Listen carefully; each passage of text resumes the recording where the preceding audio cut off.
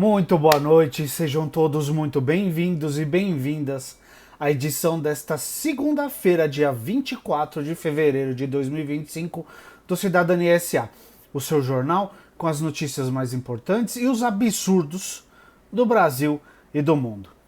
Meu nome é Jaime, vamos às notícias de hoje, que ontem apareceram mais áudios coletados em celulares e afins da Polícia Federal sobre o golpe, que todo mundo diz que não tem golpe. Vamos lá. Primeira notícia, tá? Em tudo quanto é lugar, eu tô pegando essa no ICL, tá bom? No ICL Notícias. Decreto do golpe é real e foi despachado com o presidente, disse general. A matéria da Constanza Rezende e do José Marques para Folha Press. Áudios extraídos de celulares de alguns dos acusados de participar da trama golpista detalham a atuação de militares no episódio. Em um deles, o general da reserva, o Mário Fernandes, ex-chefe de quem? Dos Kids Pretos. Isso. Ele afirma que o decreto é real e foi despachado ontem com o presidente e pede movimento, vamos se mexer. Em outro, afirma que a decisão está em outra seara, mas que continuam acreditando muito, mesmo porque a gente considera que não existe outra saída. Mário Fernandes, sempre bom lembrar, está preso desde 2024. Minuta do golpe. O decreto em questão é a tão famosa Minuta do Golpe. Documento preparado para sacramentar a ruptura institucional e evitar a posse de Lula. A Polícia Federal apontou que Mário Fernandes, general de brigada da reserva que atuou como chefe substituto da Secretaria-Geral da Presidência na gestão do inelegível, participou de ações ilícitas durante toda a trama. Mário Fernandes é complicado. Entre elas, uma com a finalidade inicial da prisão ilegal do ministro do STF, Alexandre de Moraes, e seu possível assassinato. Em um áudio enviado ao tenente Mauro Cid, o ex-ajudante de ordens da presidência, Fernandes afirma que esteve com Bolsonaro e que o então presidente teria dito que no dia 12 de dezembro, pela diplomação do vagabundo, como eles se referem ao presidente legitimamente eleito Luiz Inácio Lula da Silva, não seria uma restrição e que qualquer ação nossa pode acontecer até 31 de dezembro. Aí na hora eu disse, presidente, mas o quanto antes, a gente já perdeu tantas oportunidades, reclamou o Mário Fernandes. O outro aspecto é que nós temos já passagens de comando dos comandos da Força Armada, afirmou no áudio. Vamos passar o comando para aqueles que estão sendo indicados para o eventual governo do presidiário. E aí tudo fica mais difícil, cara, para qualquer ação. Engraçado, eu tô olhando para a carinha do Mário Fernandes, eu vou botar a foto dele aqui na capa do vídeo. Quem é presidiário agora, hein, queridinho? Fala pro tio aqui, quem que é que tá preso? Fala pra mim. Muito bem. Ah, foi divulgado pelo Fantástico, tarará. Um dos militares que troca áudios a respeito de uma possibilidade de ruptura institucional por meio da invasão da Praça dos Três Poderes por manifestantes é o tenente-coronel Guilherme Marques de Almeida, que atuava no Comando de Operações Terrestres do Exército. Aspas. A gente podia estar na liderança do movimento, só que depois a gente vai preso, disse rindo em um áudio. Vai mesmo! O pessoal podia fazer essa descida para o Congresso e ir atravancando mesmo, com a massa humana, chegando lá, não tem PM que segure, afirmou.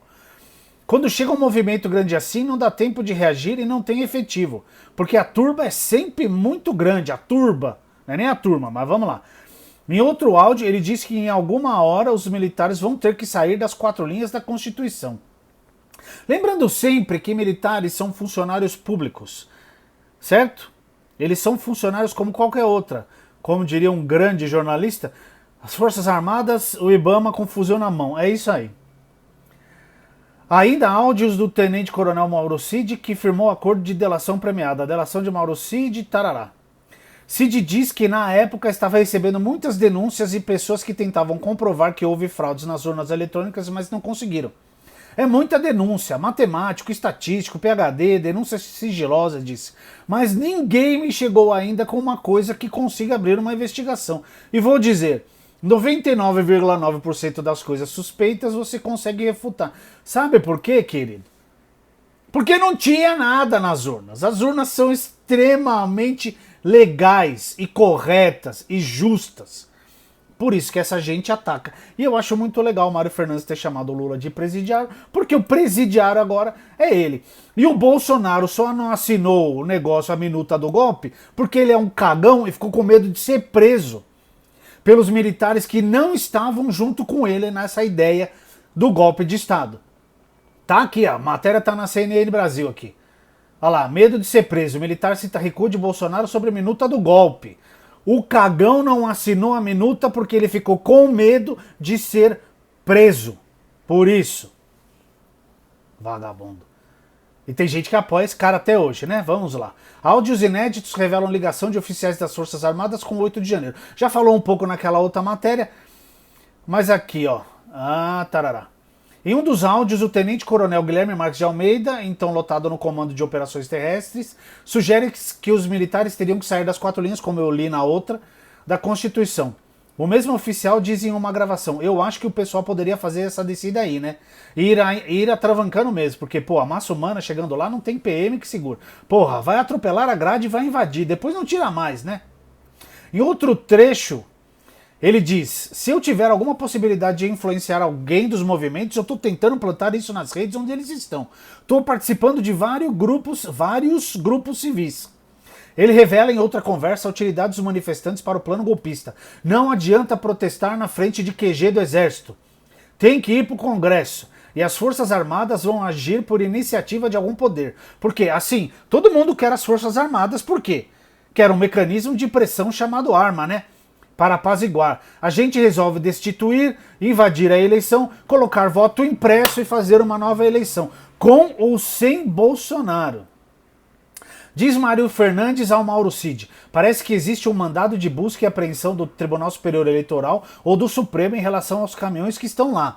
Já houve prisão realizada ali pela Polícia Federal. Se o presidente pudesse dar um input ali para o Ministério da Justiça, para segurar a Polícia Federal. É assim que funciona, né? Então tá aqui mais áudios comprovando a participação dos militares, de militares, não de todos os militares, porque se todos os militares tivessem participado, a gente estaria hoje num estado de exceção, a gente estaria na segunda ditadura militar desse país. Falar em bolsonazista, vamos falar do Mário Frias. Olha que notícia gostosinha que saiu agora há pouco. Mário Frias se torna réu na justiça por fake news contra Lula. O deputado federal Mário Frias, adivinha de que partido? Do PL de São Paulo, se tornou réu pela Justiça Eleitoral de São Paulo em um processo em que é acusado de fake news contra o atual presidente da República, Luiz Inácio Lula da Silva. O processo diz respeito a um post feito pelo deputado no Twitter no dia 12 de outubro de 2022. Época em que Lula ainda era candidato à presidência, com notícias falsas sobre ele ter utilizado um boné com a sigla CPX durante a agenda no Complexo do Alemão. Na ocasião, o digníssimo deputado aqui afirma que a sigla significava cupincha, termo que, de acordo com o parlamentar, seria utilizado por facções criminosas no Rio de Janeiro para dizer parceiro do crime. De acordo com a decisão, o Ministério Público Eleitoral entendeu que o deputado tentou não, né? Ele associou a imagem do Lula ao crime organizado. Por isso, decidiu por denunciar Mário Frias pela prática de conduta criminosa, por ter divulgado fatos que sabia serem verídicos em relação ao então candidato ao cargo de presidente da República, Luiz Inácio Lula da Silva, que eram capazes de exercer influência perante o eleitorado. Estamos vendo aqui que provavelmente alguém vai se tornar inelegível também, como, aliás, Pablo Marçal, que a notícia saiu na sexta, eu já tinha gravado o Jornal de Sexta, não deu tempo de colocar, eu coloquei num shortzinho, não sei se vocês viram, mas o Pablo Marçal foi condenado pelo Tribunal Eleitoral de São Paulo à inelegibilidade por 8 anos, por aquelas papagaiadas que ele fez na eleição para a prefeitura. Muito bem, cabe recurso, como sempre cabe recurso, né? Tem que esgotar todas as esferas, mas inelegível. Que mantenham. Que coisa gostosinha, né? Temos tido algumas notícias boas no Brasil. Agora, tem 2 do Brasil que eu vou ler mais tarde. 3, na verdade. 2 péssimas e uma até que melhorzinha. Mas vamos falar agora de Israel e do Hamas. Brasil condena Israel por remoção de 40 mil palestinos na Cisjordânia. O Israel é igual aos Estados Unidos, vai entrando nos outros países, acha que é assim. Vai vendo isso aqui. Do Lucas Leon, da Agência Brasil. O governo brasileiro expressou preocupação e condenou o uso de tanques em operações militares de Israel na Cisjordânia que determinaram a remoção forçada de 40 mil palestinos. Pela primeira vez em 20 anos, o exército israelense usou tanques para desalojar palestinos nos territórios ocupados da Cisjordânia. Aspas para a nota do Ministério das Relações Exteriores. O governo brasileiro expressa forte preocupação com a intensificação nas últimas semanas de operações militares israelenses nos campos de refugiados de Jenin, Tulkar e Nur al-Shams, no norte da Cisjordânia, e condena o recente emprego de tanques e a ocupação militar. Nesse domingo, ontem, dia 23, Israel conduziu nova operação militar na Cisjordânia. Nesse contexto, o governo brasileiro deplora a remoção forçada de cerca de 40 mil moradores daqueles campos em violação ao direito internacional e ao direito internacional humanitário. O Brasil pediu ainda que a Agência das Nações Unidas para Refugiados Palestinos possa manter suas atividades na região e lembrou que a Corte Internacional da Justiça da Organização das Nações Unidas, nossa querida ONU, já considerou ilegal a presença israelense nos territórios palestinos. A ONU considera ilegal, mas nada acontece. A Israel continua lá, continua matando e tá tudo bem. O governo israelense informou que proibiu a UNRWA, que é a Agência das Nações Unidas para Refugiados Palestinos, de atuar nesses locais, que acusa de apoio ao terrorismo. As autoridades de Tel Aviv afirmam ainda que não permitirão o retorno dos palestinos expulsos de suas casas. Não permitiremos o retorno dos moradores e não permitiremos que o terror retorne e floresça, disse nesse domingo o ministro da Defesa, que tem o mesmo nome do país, Israel Katz. Em nota, o Ministério das Relações Exteriores da Autoridade Palestina, que controla a parte da Cisjordânia, afirmou que Israel busca anexar os territórios palestinos, sem dúvida. O Ministério vê esses acontecimentos, incluindo as declarações de Katz, o envio de tanques e a intimidação deliberada de civis indefesos, como uma grave escalada na Cisjordânia e uma tentativa flagrante de consolidar o genocídio e o deslocamento forçado contra nosso povo desarmado. A remoção forçada de civis é considerada crime, segundo o direito internacional, conforme define a Convenção de Genebra. Também é considerada crime internacional a aquisição de territórios por meio da guerra, conforme estabelece a Resolução 242 do Conselho de Segurança das Nações Unidas da ONU. Então Israel está fazendo o que quer. Aqui, ó, outra. Israel suspende a libertação de 600 prisioneiros palestinos, porque eles não concordam com a maneira com que o Hamas está soltando os prisioneiros israelenses que estão lá na Palestina. Então você fala, você vai fazer assim? Então eu também não vou entregar mais nada. Então tá esse lenga-lenga. Aqui, ó.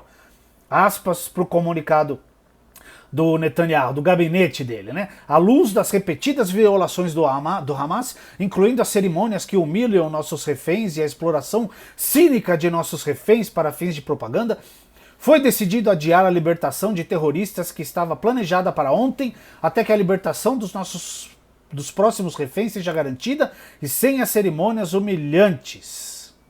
Então tá aí. Tá cada um puxando pro seu, e o Israel, o Netanyahu, né? Porque não é Israel, é o Netanyahu.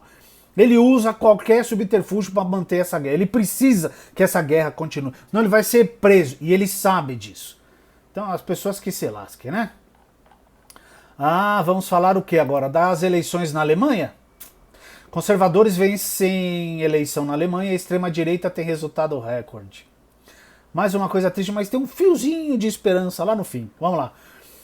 Os políticos conservadores da União Democrata Cristã, de Friedrich Merz, venceram as eleições na Alemanha bem à frente dos partidos rivais, mas com pouco menos dos 30% de votos que esperavam conseguir. Vamos comemorar esta noite e de manhã começaremos a trabalhar, disse Merz aos apoiadores. Sua prioridade imediata é tentar formar um governo com os social-democratas de Olaf Scholz, que estão em terceiro lugar. Em segundo lugar, na votação de domingo, chegou o partido de extrema-direita Alternativa para a Alemanha, o desgramado e já famoso AfD, que é apoiado por aquela desgraça daquele Elon Musk. Teve um resultado recorde de 20,8%. A candidata do AfD para chanceler, Alice Weidel, deu uma volta olímpica entre seus apoiadores. Mas até mesmo seu partido esperava um resultado melhor e o clima na sede da AfD estava contido. A ver agora o que acontece, mas o que eu disse? Diz que tem um fiozinho de esperança, por quê? Porque os jovens, forte fluxo de votos que a esquerda reformista, o Die Linke, teve 30% dos votos entre os jovens de 18 a 24 anos. Então, talvez os jovens salvem. É a nossa esperança aqui no Brasil também, né? Embora, sei lá, o que vai acontecer. Não é mesmo?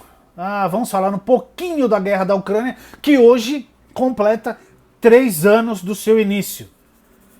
As negociações de Trump com a Rússia, sem a Ucrânia e a Europa, pode resultar em uma paz frágil e temporária. É óbvio, se você está tendo uma guerra entre 2 países, não tem como você fazer um acordo de paz só com um. A Ucrânia precisa participar para isso ter validade e extensão, porque senão isso aí não vai acabar, nunca. Então, começou em 24 de fevereiro de 2022 e hoje faz, infelizmente, 3 anos que essa guerra acontece. O problema da Ucrânia é que quem mais apoia a Ucrânia, tanto em investimento como apoio mesmo, é os Estados Unidos.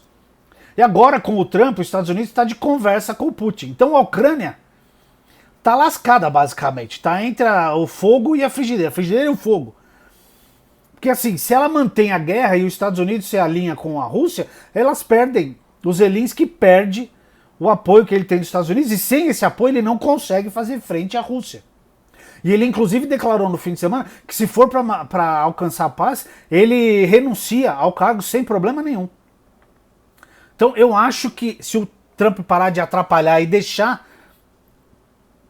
a Ucrânia e a Europa participarem do acordo de paz, isso deve sair.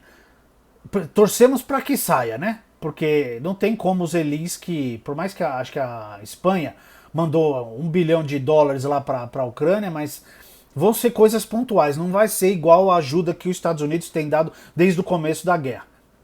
Então torcemos para que essa guerra termine logo, tá? Lembrando sempre que a cadela do fascismo está sempre no cio. E tem outra cadela que está sempre no cio, que é a cadela do pessoal da classe média que acha que é rico, que toda vez que a gente fala sobre taxar rico, sobre justiça tributária, vem alguém para defender os ricos. Né? Vem a pessoa da classe média que não tem consciência de classe, que acha que é rico, defender. Você tem raiva dos ricos. Não, eu tenho raiva da injustiça que existe nesse país em relação às riquezas. Entendeu? Eu tenho raiva da injustiça tributária, eu tenho raiva de gente que paga muito imposto, gente que não paga nada. Eu tenho raiva de pessoas que se dedicam o dia inteiro e não têm o que comer no fim do dia. É disso que eu tenho raiva. E essa frase do Paulo Freire, quando a educação não é libertadora, o sonho do oprimido é ser o opressor. É exatamente esse o problema que a gente tem no Brasil. E é por isso que a educação não é, quase nunca foi, e eu acho que não vai ser prioridade nesse país. Porque precisa. Esse povo que tem dinheiro, como o Haddad disse na sexta, que é a galera que mais grita quando algo vai acontecer com eles não precisam nem se defender. Eles têm a massa de manobra da classe média, como as cadelas que gritam quando a gente fala de taxar os ricos e de justiça monetária. Essa gente defende os ricos mesmo não precisam se defender. E essa gente acha que é rico. Quando a gente tá falando de taxação de ricos, quando a gente tá falando de justiça tributária, a gente não tá falando do seu Renegade não, viu filho? Que você tá pagando em 20 prestações. A gente não tá falando do seu apartamento que você comprou em 30 anos. A gente tá falando de rico de verdade. A gente tá falando de justiça tributária, a gente tá falando de reforma agrária, a gente tá falando de justiça para as pessoas desse país. A gente não tá falando de você, cadela da classe média, que também está sempre no cio. Eu já falei aqui dos livros que vocês precisam ler. A elite, nessa ordem, por gentileza, a elite do atraso, classe média no espelho e o pobre de direita, os 3 do Gessé Souza. Leiam, Vê se vocês entendem o que é consciência de classe e em que lugar da sociedade vocês estão. E parem de defender o inseticida. Parece barata defendendo o inseticida. Vamos acordar para a vida. Para falar em acordar para a vida, 3 notícias do Brasil aqui. 2 para embrulhar o estômago de vocês e uma um pouquinho melhor. Prestem atenção nessas 2. Boliviana de 19 anos era mantida em condição de escravidão em condomínio de luxo na Zona Sul. Denuncia o sindicato. A polícia militar resgatou, quinta-feira passada, dia 20, uma boliviana de 19 anos, que, segundo denúncia do Sindicato das Empregadas e Trabalhadores Domésticos, era mantida em situação análoga à escravidão em um condomínio de alto padrão. Olha aí, ó. Defende os ricos, mula. No Panambi, zona sul da capital. A Polícia Civil vai investigar o caso. Segundo o sindicato, a jovem era mantida em cárcere privado, era impedida pelos patrões de se alimentar e recebeu apenas um salário de R$2.000 em 6 meses de trabalho. Então ela ganhou menos de R$400 por mês, se for dividir. Ela não podia usar celular, óbvio que não vai pedir socorro, né? Se comunicar com a família e não tinha pleno acesso nem à água. Defende rico mesmo. Ai, ai. Aspas para Janaína Souza, presidente do Sindoméstica, que é o sindicato lá das domésticas. A gente encontrou ela e ela não tinha comido nada. Ela não podia sair de casa. Só podia sair se fosse com a criança. Isso no condomínio. Ou buscar e trazer da escola. Aí eu perguntei se os pais dela sabiam disso. Ela falou que não tinha acesso ao celular. Você percebe, vê na fala dela o medo. Ela estava com medo até da gente. 19 anos. É uma criança. 19 anos. Muitas vezes a vítima conseguia se alimentar apenas com a ajuda de outras babás do condomínio. As meninas do condomínio, as próprias profissionais, babás que trabalham no condomínio, estavam a ajudando. Foi através dessas pessoas que chegou em mim, afirmou a babá Marina Sena. Porque alguém tem que ajudar, né? Você está vendo o nível de maldade e de descaso com o outro ser humano que tem na nossa sociedade? E aí eu tenho que ler gente vir aqui defender quem tem dinheiro. Continua assistindo aí, viu? Vai e dá like também, tá? É impressionante. Olha essa daqui. Casal mantém mulher em condição de escravidão por 30 anos. 30 anos. E é condenado a 2 anos. Substituídos por pagamento de salários mínimos. O crime compensa demais no Brasil, dependendo de qual extrato, em qual extrato da classe social você está, não é mesmo? A Justiça Federal condenou um casal de comerciantes a 2 anos de prisão em regime aberto por manter uma mulher em condição análoga à escravidão por mais de 30 anos. Aonde? Na cidade de São Paulo. Entre outubro de 91 e julho de 2022. Inicialmente, a pena foi fixada em 2 anos de reclusão e multa, mas foi substituída posteriormente por uma pena restritiva de direitos. Alternativa à prisão quando o condenado não tem seu direito de ir e vir afetado. Assim, durante o mesmo período da condenação inicial, o casal terá de pagar 2 salários mínimos. Eu fiz uma pausa de propósito. 2 salários mínimos. E prestar serviço à comunidade ou a uma entidade pública. A pena para o crime de redução à condição análoga à de escravo varia entre 2 anos e 8 anos de prisão. E tem gente que vem me falar que a escravidão acabou no Brasil. Tem aqui 2 casos, só hoje. E se fuçar, tem vários outros. Quando a gente falou lá dos os políticos que estavam na ficha limpa lá, que foram pegos, tá cheio lá de casos de escravidão. E sai todo mundo limpo. 2 anos para um casal que deixou uma mulher 30 anos presa. Ai, caramba. Segundo o processo, a vítima, que tem mais de 60 anos atualmente, trabalhava sem salário, sem direitos trabalhistas e sofria agressões dentro da casa dos réus, localizada no Brás, região central da capital paulista. Ai, ai. Em depoimento, os réus negaram... Olha essa daqui. Eles negaram as acusações e disseram que consideravam a moça como parte da família. Claro!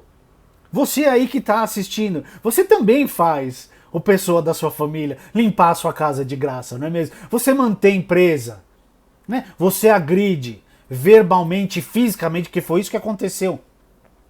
De acordo com a denúncia do Ministério Público Federal, a vítima foi levada para a Casa dos Céus em 91, quando tinha cerca de 30 anos. Na época, ela vivia em um abrigo da Pastoral do Migrante na região do Glicério, no centro da capital. A região bem complexa para quem conhece São Paulo. E foi supostamente contratada para trabalhar como empregada doméstica. O casal prometeu um salário mínimo mensal, mas pagou apenas no primeiro mês, para ela não se mandar. Depois disso, a patroa alegou que a vítima teria quebrado uma máquina de lavar e usou esse argumento para deixar de pagar pelos serviços prestados. Durante mais de 30 anos, a mulher trabalhou sem carteira assinada e sem receber nenhum centavo, sendo remunerada apenas com moradia e alimentação. É escravidão, né? Não é? Pois é. Ela também trabalhava na loja do casal no Brás. A jornada de trabalho era das 7 da manhã às 23 horas, às vezes se estendendo até a meia-noite. Em depoimento, a vítima disse que também era obrigada a cobrar cheques sem fundo de clientes. Ou seja, ainda ia fazer cobrança para esses dois vagabundos aqui. No início dos anos 2000, ela teria passado uma semana em Goiânia cobrando pagamentos. Ô moço, por que você não fugiu, hein? Além disso, segundo o Ministério Público Federal, a vítima era submetida a violência física, verbal e emocional. Testemunhas disseram que ela era xingada frequentemente pelo patrão. A vítima relatou que era chamada de macaca, filha da P e nega do cara. Nossa, cara. 2 anos só? Racismo não é crime? Não é? Tentativas de saída, agressão e terror psicológico. Em depoimento, a mulher falou que em uma ocasião ela tentou conseguir outro emprego, mas a miserável da patroa deu más referências para os potenciais empregadores, o que fez com que ela perdesse a oportunidade. A miserável disse que eu não prestava. Lógico que a moça não disse isso. Ela disse, a patroa disse que eu não prestava, que eu era porca e não fazia as coisas direito e estragava um monte de coisa. A vítima afirmou que quando Maria Sidrônia ficava nervosa, começava a filmar e falava que a mulher era Xuxa, estava fazendo o show da Xuxa. Ela declarou que certa vez respondeu à patroa e os 2 réus lhe bateram, trancaram na lavanderia e só abriram a porta porque ela ameaçou pular por uma saída que dava na sala de casa. É evidente que a vítima não era considerada como membro da família. Nossa, Ministério Público! Parabéns, desembargador do Tribunal Regional Federal da Terceira Região. Parabéns, hein?